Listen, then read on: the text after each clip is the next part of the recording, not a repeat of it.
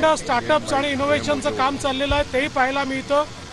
याचा मूळ उद्देश आपल्या सिव्हिलियन्सला, जनतेला आर्मीच्या जवळ आणणं आणि आपले जे युवा आहेत यांना इन्स्पायर करून त्यांना देखील आपल्या सैन्यासोबत काम करायला किंवा त्याच्यात भरती होण्याकरता त्यांना इन्स्पायर करणं, याकरता अशा प्रकारचं एक्झिबिशन या ठिकाणी लावलं जातं.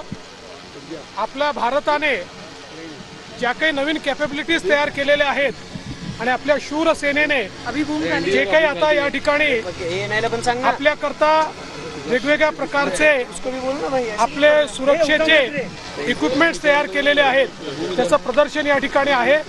मी आमच्या सैन्य विभागाचं मनापासून अभिनंदन करतो.